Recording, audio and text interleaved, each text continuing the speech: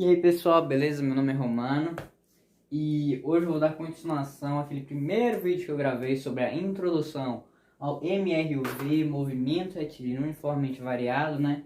E hoje, ó, pode ver aqui, eu vou falar sobre as equações do MRUV. Quais são as principais equações do MRUV, né? E quando que a gente usa ela, beleza? Que é a maior dúvida que dá. Você vê aquelas fórmulas gigantes, tu não sabe quando que tu aplica elas. Tu sabe aplicar, sabe resolver a parte matemática, mas não sabe a teoria que você tem que se basear para usar a matemática, beleza? Então é isso que eu vou falar, mas dando uma revisada primeiro, né? É ótimo você ver o primeiro vídeo para tu se basear, porque eu, por exemplo, não vou falar sobre a aceleração, porque não é... Tipo, tu usa em todas as equações, mas é uma coisa básica que você tem que saber. Beleza? Então, o MRUV, primeiramente, o que ele é? É um movimento retilíneo. O que eu estou querendo dizer com um movimento retilíneo? Que é um movimento, ele vai seguir uma trajetória reta, beleza? E esse movimento retilíneo, esse movimento que segue uma trajetória reta, ele é uniformemente variado, beleza? Então, esse movimento, ele vai ser uniformemente variado, ele vai variar, só que ele vai variar de forma uniforme, beleza? A variação dele é constante. Essa variação constante é a tal da aceleração, beleza? E só lembrando, né, a aceleração, isso aqui eu vou até apagar depois, mas a aceleração média, né, ela é igual a ΔV sobre ΔT, beleza? Isso aqui tu tem que saber de cara, assim, beleza? Então eu nem vou colocar como uma das principais equações, beleza? Então, quais são as principais equações? Eu vou colocar aqui, ó, no quadradinho, aqui, ó. Nossa, mas que coisa feia. Vou fazer de novo. Já subiu, só deu azar. Aqui, ó, esse quadrado aqui. Ah, vou errar de novo. Isso aqui é a última vez que eu vou tentar. Tá feio do mesmo jeito. Então, quais são as principais equações? Eu vou colocar as três principais. Por exemplo, no teste que vai ter amanhã, pode ter certeza que vai cair essas três. Se não tiver, eu me dou um murro na minha cara. Beleza? Então, quais são as principais equações? As três que a gente mais usa. A primeira que eu vou colocar, ó, essa aqui, ó, que fala que a velocidade final ela é igual à velocidade inicial V0, tá? Então, o que é esse zero? Por que eles colocam V0? Porque no tempo zero, no tempo igual a zero, ele vai estar numa tal velocidade. Ele já vai estar numa velocidade. Beleza? Essa que é a tal da velocidade inicial. Ou o espaço inicial também, que a gente vê, é quando é o espaço no tempo zero, beleza? Por isso que a gente coloca um S0, um T0, beleza? É por isso. Beleza? Então V0, né? Continuando, velocidade final é igual a V0 mais a aceleração vezes o tempo. Beleza? Então essa aqui é a primeira que a gente mais usa. E quando que a gente usa essa equação aqui? Quando, né? Porque, como eu disse, a gente sabe a parte matemática, mas a gente tem que aprender a parte teórica. A gente não pode matematizar, a gente tem que entender a teoria, beleza? Então, para a gente descobrir isso, ó, é só a gente ver o nome, cara. Qual que é o nome dessa equação? Pelo nome, tu já consegue filtrar. Qual que é o nome dessa equação aqui? Né? É a função horária da velocidade, ó. Função, nossa, mas desculpa a minha letra, tá? Mas eu tô falando, você vai copiando o que eu falei, não o que eu escrevi. Vamos a função horária da velocidade. Beleza? Então, ó, pelo nome dá pra saber, ó, quando é que a gente usa ela? Quando a questão estiver te pedindo a velocidade. Beleza? Tu tá lendo a questão, tu identifica que é um movimento retilíneo uniformemente variado. Aí, tu vai ver, ó, ele vai te pedir alguma coisa, ele vai te pedir a velocidade, a variação do espaço, beleza? Então, quando ele te pedir a velocidade, tu vai usar essa aqui. Beleza? E a partir dela, ó, tu já consegue filtrar um pouco mais, ó. Não é só, ó, tipo, função horária da velocidade. Você não pega só essa velocidade, tu já consegue, ó, ler e interpretar outras coisas, beleza? Então, se é uma função horária da velocidade, ele está falando aqui que a velocidade ela vai estar em função do tempo. Beleza? Então tem que filtrar. Então quando tu for fazer o gráfico disso aqui, como é que ele vai ficar? Vai ser a velocidade em função do tempo. beleza? Abscissa ordenada, né? Então eles têm que saber, beleza?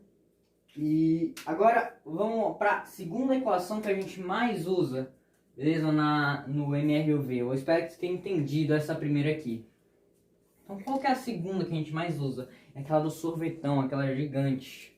Beleza? Então o espaço final ele vai ser igual a o S0, espaço inicial, mais V0 vezes o T mais a T ao quadrado dividido por 2. Nesse troço aí. E quando tu vai usar essa equação gigante? Vamos seguir o mesmo raciocínio, certo?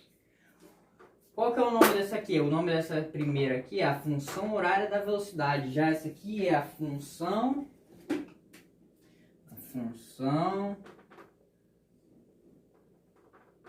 horária do espaço. Beleza? Então, olha, cara, é muito fácil depois que tu aprende a teoria, beleza? O cara só aprende a matemática, ele vai se dar mal, tem que saber a teoria também, beleza? Então, é a função horária do espaço, tá certo? Quando a gente vai usar isso aqui, ó, se tu olhar pra fórmula mesmo, tu já consegue identificar, ó, quando o cara quiser o espaço, beleza? Então, ó, quando que a gente vai usar isso aqui, ó, ele vai te dar lá uma questão, tal, ele vai te dar um espaço inicial, uma velocidade inicial, uma aceleração. Aí ele vai te perguntar, no tempo tal, qual vai ser o espaço do móvel? Tu só aplica aqui, substitui e aplica. Beleza? Então, é a função horária do espaço, do mesmo jeito, ó, que a gente conseguiu identificar que dava para fazer um gráfico. Como é que é o gráfico dessa aqui? Dá para fazer a mesma coisa aqui, ó. Então, ó, função horária do espaço. O espaço ele vai estar em função do tempo, beleza? O espaço ele vai estar em função do tempo. Então, o gráfico, ó, desse cara aqui, como é que ele vai ser? Vai ter aqui o gráfico, só que em vez de ser o V aqui, vai ser o espaço, né? Novamente, por quê? Porque o espaço vai estar em função do tempo.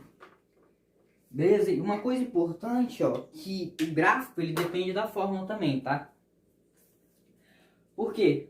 Porque, ó, perceba, ó, a linha, né, a reta, aqui vai ser uma reta. Por quê? Porque não tem nenhuma coisa ao quadrado, vai ser uma reta normal, que nem uma função. Beleza? Então, ó, por exemplo, tem um gráfico aqui, ó, pô,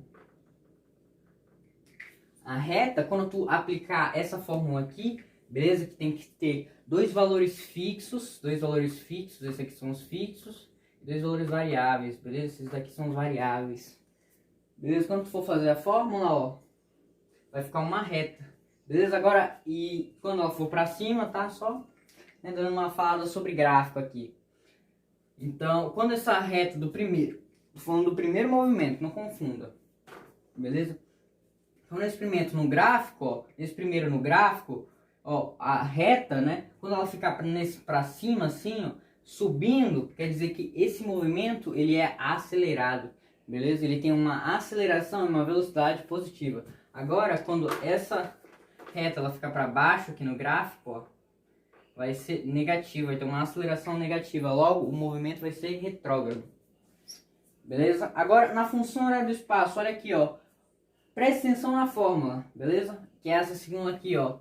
Tem o t ao quadrado. Toda vez que a gente faz um gráfico de uma coisa, de um elemento onde a variável dele está ao quadrado, beleza? Que nem na matemática a gente vai fazer uma palavra uma parábola, beleza? E quando a concavidade dele for para cima, ó, tu vai aplicar na função, né? Nessa fórmula aqui que a gente vai os valores fixos e os variáveis, né? Aí tu vai mexendo lá, colocar 1, 2, 3. Aí tu vai achar, esses são x, aí tu vai achar os y, beleza? Aí tu vai achar os pares ordenados e tal. Aí vai ligar os pontos só.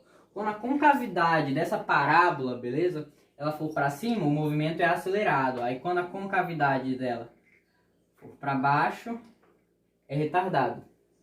Beleza? Eu acho que deu para entender. Então essa é a função horária do espaço. E a terceira que a gente mais usa, a terceira fórmula que a gente mais usa no movimento retilíneo uniformemente variado é essa aqui, uma fórmula bem diferente das outras. Beleza? Que é qual? Que é aquela que fala que v ao quadrado é igual a v0 ao quadrado mais 2 vezes a aceleração vezes a variação do espaço. Beleza? Presta atenção. Qual que é o nome dessa forma aqui? É a equação de Torricelli. Equação... Estou fazendo com o vermelho, que é mais bonitinho com o preto. Então, a equação de Torricelli é a equação